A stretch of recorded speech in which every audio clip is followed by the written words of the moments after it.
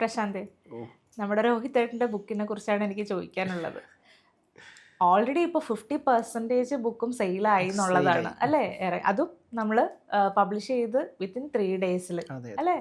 അപ്പോൾ അതൊരു വലിയൊരു അച്ചീവ്മെന്റ് തന്നെയാണ്. പ്രശാന്ത് തീർച്ചയായിട്ടും ആ പുസ്തകത്തിൽ വലിയൊരു ഇമ്പോർട്ടൻ്റ് ആയിട്ടുള്ളൊരു ആളാണ്. കാരണം അതിൻ്റെ എഡിറ്റർ താങ്കളാണ്. ഓക്കെ, എന്താണ് എക്സ്പീരിയൻസ് ഒന്ന് പറയൂ. ഫസ്റ്റ് ഓഫ് ഓൾ ഭയങ്കര ഹാപ്പിയാണ്. കാരണം എഡിറ്റർ എന്ന് പറയുമ്പോൾ ഒരു ബുക്കിൻ്റെ എഡിറ്ററും ഒരു വീഡിയോ എഡിറ്ററും വെവ്വേറെ അല്ല. ഒരു വീഡിയോ എഡിറ്റർ എവിടെ കട്ടിങ് വരുന്നു, എവിടെ ഏത് പോർഷൻസ് വരുന്നു, അത്രമാത്രം ശ്രദ്ധയോടുകൂടി ചെയ്യുന്ന പോലെ തന്നെയാണ് ഒരു പുസ്തകം എഡിറ്റ് ചെയ്യുമ്പോഴും. ചെറിയ ചെറിയ ചില വാക്കുകൾ, ഒരക്ഷരം മാറിക്കഴിഞ്ഞാൽ അതിൻ്റെ അർത്ഥം മാറുന്ന സാഹചര്യമാണ്. പോരാത്തതിന് ഇതൊരു നോവലല്ല, ഇതൊരു അനുഭവമാണ്. അതെ, അപ്പോൾ ആ ഒരു അനുഭവം, ഞാൻ ഒന്നാമത്തെ കാര്യം നോവലുകളാണ് ചെയ്തിട്ടുള്ളത്, അല്ലാതെ ഈ പറയുന്ന അനുഭവങ്ങൾ ഞാൻ ചെയ്തിട്ടില്ല. അപ്പോൾ അതെനിക്ക് ഫസ്റ്റ് എക്സ്പീരിയൻസ് ആണ്. പിന്നെ എനിക്ക് എന്താണെന്ന് ചോദിച്ചു കഴിഞ്ഞാൽ, സാധാരണ നമ്മൾ ബുക്കുകൾ എഡിറ്റ് ചെയ്യുമ്പോൾ ഓതർ എഴുതി തീർത്തതിന് ശേഷം ഫൈനലിലാണ് നമുക്കിത് കയ്യിലേക്ക് വരുന്നത്. അപ്പം നമുക്കത് എന്താണെന്നുള്ളത് തുടക്കം തൊട്ട് വായിച്ച് മുന്നോട്ട് പോകുമ്പോഴേ നമുക്കതിനെക്കുറിച്ച് അറിയാൻ പറ്റും. പക്ഷേ ഈ പുസ്തകം പ്ലാൻ ചെയ്യുമ്പോൾ തൊട്ട്, ഇങ്ങനൊരു പുസ്തകം എഴുതുന്ന സമയത്ത് തൊട്ട് തന്നെ രോഹിതേട്ടൻ ഞാനുമായി കമ്മ്യൂണിക്കേറ്റ് ചെയ്യുന്നുണ്ട്. ഞാൻ അദ്ദേഹത്തിൻ്റെ ഓഫീസിൽ, അദ്ദേഹത്തിൻ്റെ തന്നെ കമ്പനിയുടെ സ്റ്റാഫാണ് ഞാൻ. ഫസ്റ്റ് ഓഫ് ഓൾ അദ്ദേഹത്തിൻ്റെ അബാക് പബ്ലിക്കേഷൻസ് എന്ന് പറയുന്ന പബ്ലിക്കേഷൻസിൻ്റെ ജനറൽ മാനേജറാണ്. അപ്പം അദ്ദേഹത്തിൻ്റെ ഒപ്പം തന്നെ ഇരിക്കുന്നു, അദ്ദേഹത്തിൻ്റെ ഒപ്പം തന്നെ സഞ്ചരിക്കുന്നു. അപ്പം ഞങ്ങളുടെ കുറച്ച് നാളത്തെ സഞ്ചാരങ്ങൾ പോലും, യാത്രകൾ പോലും ഈ പുസ്തകമാണ് ഞങ്ങളുടെ സഞ്ചാരത്തിൽ കടത്തുന്നത്. കാരണം അത്ര അധികം അദ്ദേഹം അതിനകത്ത് ഒരു ഡെഡിക്കേഷൻ കൊടുത്തിട്ടുണ്ട്. ചേച്ചി പറഞ്ഞ within 3 days 50% of book sold ആയിട്ടുണ്ടെങ്കിൽ അതിൻ്റെ പിന്നിൽ അദ്ദേഹത്തിൻ്റെ ആ ഒരു എഫർട്ട്, അല്ലെങ്കിൽ അദ്ദേഹം ആ പുസ്തകത്തിനോട് കൊടുത്തിട്ടുള്ള ആ ഒരു അർപ്പണ മനോഭാവം കൊണ്ട് തന്നെയാണ്. കാരണം ഒരു അദ്ദേഹത്തിൻ്റെ ആദ്യത്തെ രചനയാണ് അത്. ഇപ്പോൾ എനിക്ക് തോന്നുന്നത്, ഇപ്പോഴത്തെ ഒരു സ്റ്റൈൽ വെച്ചിട്ട് എനിക്ക് തോന്നുന്നത് ഈ ഒരു ഓഗസ്റ്റ് ലാസ്റ്റോട് കൂടി 2nd എഡിഷനും ഇറക്കേണ്ടി വരും. അത്രയും എൻക്വയറി വരുന്നുണ്ട്. പിന്നെ ഇതിൽ എനിക്കൊരു കാര്യം പറയാനുള്ളത്, ഇത് നമ്മൾ പബ്ലിഷ് ചെയ്യുന്നതിന് മുന്നേ തന്നെ പ്രീ ബുക്കിംഗ് വന്നു എന്നുള്ളതാണ്. അതെ, പ്രീ ബുക്കിംഗ് നമ്മളിതിനെ കുറിച്ച് പറയുന്നു. ഇതിൻ്റെ ഫസ്റ്റ് ലുക്ക് പോസ്റ്റർ, കവർ നമ്മൾ പ്രകാശനം ചെയ്ത സമയത്ത് തൊട്ട് തന്നെ ഈ പറയുന്ന എൻക്വയറീസ് നമുക്ക് വരുന്നുണ്ട്. അപ്പം നമ്മളൊരു എടുത്ത് ചാടി നമ്മളൊരു വലിയൊരു ബുക്കുകൾ ഇറക്കണ്ട. അപ്പോൾ പാൻഡോറ ബുക്സ് ആണ് ഇത് ഇറക്കുന്നത്. ചങ്ങനാശ്ശേരി ബേസ്ഡ് ആയിട്ടുള്ള പാൻഡോറ ബുക്സ് ആണ് ഇത് ഇറക്കുന്നത്. നമ്മുടെ 2 ബുക്കുകളും ഓൾറെഡി മാർക്കറ്റിൽ വരുന്നുണ്ട്. പക്ഷേ ഇത് ഞങ്ങൾക്ക് നമ്മുടെ ബുക്ക്, അതായത് ഇതിപ്പം പാൻഡോറ ഇറക്കിയെങ്കിൽ പോലും ആ ബുക്ക് അബാക് പബ്ലിക്കേഷൻസിൻ്റെ തന്നെ ബുക്കാണ്. കാരണം അതിൻ്റെ ഓതർ അബാക് പബ്ലിക്കേഷൻസിൻ്റെ മാനേജിങ് ഡയറക്ടറാണ്. അതുപോലെ തന്നെ അതിൻ്റെ എഡിറ്ററായിട്ടുള്ള ഞാൻ അതിൻ്റെ GM ആണ്. അതിൻ്റെ പിന്നിൽ പ്രവർത്തിച്ചിട്ടുള്ള ഓരോ ആളുകളും അബാക് പബ്ലിക്കേഷൻസിൻ്റെയും അബാക് മീഡിയ ബ്രോഡ്കാസ്റ്റിംഗ് ആൻഡ് പ്രൈവറ്റ് ലിമിറ്റഡിൻ്റെയും പിന്നണിയിലുള്ളവരാകുമ്പോൾ ഞങ്ങൾക്കത് ഞങ്ങളുടെ കുട്ടിയാണ്. ഞങ്ങളുടെ കുട്ടിയോട് ഞങ്ങൾക്ക് എപ്പോഴും സ്നേഹമുണ്ട്. ആ ഒരു സ്നേഹത്തിൻ്റെ പുറത്ത് എങ്കിലും ആ സ്നേഹത്തിൻ്റെ പുറത്ത് ഞങ്ങൾക്ക് റിസ്ക് എടുക്കാൻ പറ്റില്ല ചേച്ചി.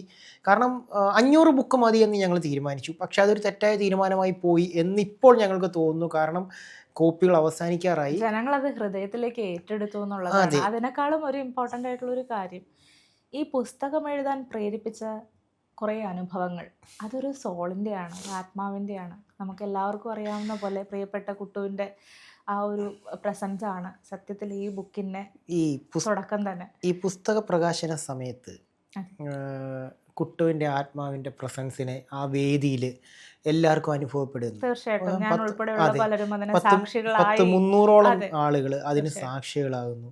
അതുപോലെ തന്നെ ഈ പുസ്തകത്തിൻ്റെ രചനയുടെ പല ഭാഗങ്ങളിലും, എഡിറ്റ് ചെയ്യാനായിട്ടിരിക്കുന്ന പല ഭാഗങ്ങളിലും ഈ പറയുന്ന കുട്ടുവിൻ്റെ ആത്മാവ്, അതിൻ്റെ ഒരു പ്രസൻസ്, ആ ഒരു പ്രസൻസ് എന്ന് പറയുന്നത്, അദ്ദേഹവും ഞാനും ഒന്നും പ്രൊഫഷണൽ ആയിട്ടുള്ള റൈറ്റേഴ്സായിട്ട് വന്നിട്ടുള്ള ആൾക്കാരല്ല. We are not professionals. ഞങ്ങൾക്ക് ഞങ്ങളുടെ ആഗ്രഹത്തിൻ്റെ പുറത്ത് രചനകൾ ചെയ്യണം എന്നുള്ള ഒരു ആഗ്രഹത്തിൻ്റെ പുറത്ത് ഈ ഒരു എഴുത്തിലേക്ക് വന്നിട്ടുള്ള വ്യക്തികളാണ് ഞാനാവട്ടെ അദ്ദേഹമാവട്ടെ. അപ്പം ആ പുസ്തകത്തിൻ്റെ ഉള്ളടക്കം വായിക്കുമ്പോൾ അറിയാം ചില പോയിന്റുകളുണ്ട്. അതിനുള്ളിൽ ഒരു എപ്പിസോഡ് അവസാനിച്ചതിന് ശേഷം ഒരു നെക്സ്റ്റ് എപ്പിസോഡിലോട് കടക്കുന്ന സമയത്ത് അദ്ദേഹം കൊടുത്തിട്ടുള്ള ചില തോട്ട്സ് ഉണ്ട്.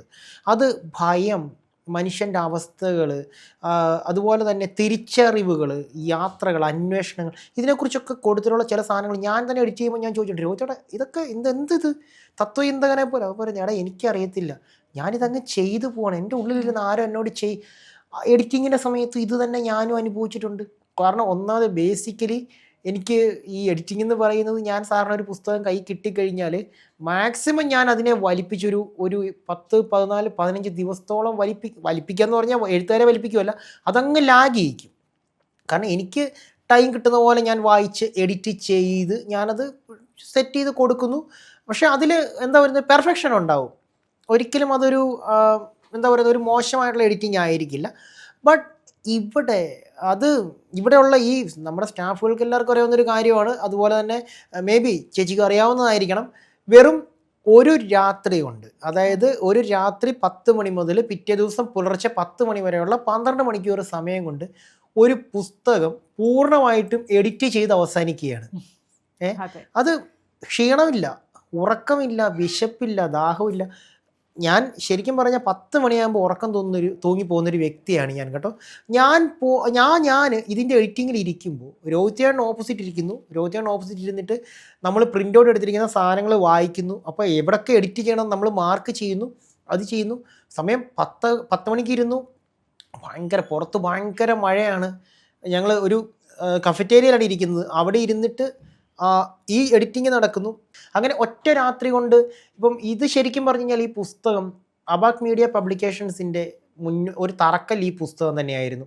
അതിനുശേഷം കാരണം കുട്ടു എന്ന് പറയുന്ന സോളിനെ എനിക്ക് അത്ര വിശ്വാസം ഉണ്ട്. കാരണം ഇല്ലായിരുന്നു, അത് പറയുന്നതാണ് സത്യം, ഇല്ലായിരുന്നു. പക്ഷെ ഇപ്പോൾ ഞാൻ ഏറ്റവും അധികം വിശ്വസിക്കുന്നത് എന്തെന്ന് ചോദിച്ചു കഴിഞ്ഞാൽ, ഞാൻ ആദ്യമായി ഒരു കമ്പനിയിൽ ഇരുന്നുകൊണ്ട് എഡിറ്റ് ചെയ്യുന്നത്. ഞാൻ പ്രൈവറ്റായിട്ട് ഞാൻ ഒരുപാട് ബുക്ക് എഡിറ്റ് ചെയ്തിട്ടുണ്ട്. പക്ഷേ ഞാൻ ഒരു കമ്പനിയിൽ ഇരുന്നുകൊണ്ട് എഡിറ്റ് ചെയ്യുന്ന ആദ്യത്തെ ബുക്കാണ് കുട്ടു എന്ന് പറയുന്ന സൂരജ് കൃഷ്ണയുടെ ജീവിതത്തെക്കുറിച്ച്, അവൻ്റെ വീട്ടിൽ പോയതിനു ശേഷം ഉണ്ടായ അനുഭവങ്ങളെക്കുറിച്ചുള്ള തുറന്നെഴുത്തുകളുമായി രോഹിതേട്ടൻ ഇറക്കിയ ആത്മാക്കൾ പറയാൻ ബാക്കി വെച്ചത്. അത് ഇവിടെ ഇരുന്ന് എഡിറ്റ് ചെയ്യുന്ന സമയത്ത് ഞാനൊരു സാധാരണ എല്ലാവരെയും പോലൊരു സ്റ്റാഫായിരുന്നു. പക്ഷേ അവൻ്റെ പുസ്തകം പ്രകാശനം ചെയ്യുന്ന ദിവസം തന്നെ അദ്ദേഹത്തിൻ്റെ ഏറ്റവും വലിയ ഡ്രീം പ്രൊജക്റ്റായിട്ടുള്ള അബാക് പബ്ലിക്കേഷൻസിൻ്റെ ജനറൽ മാനേജറായിട്ട് എന്നെ നിയമിക്കുന്നു. അത് തീർച്ചയായിട്ടും കുട്ടു എന്ന് പറയുന്ന ആത്മാവിൻ്റെ അനുഗ്രഹം തന്നെയാണെന്നാണ് ഞാൻ വിശ്വസിക്കുന്നത്.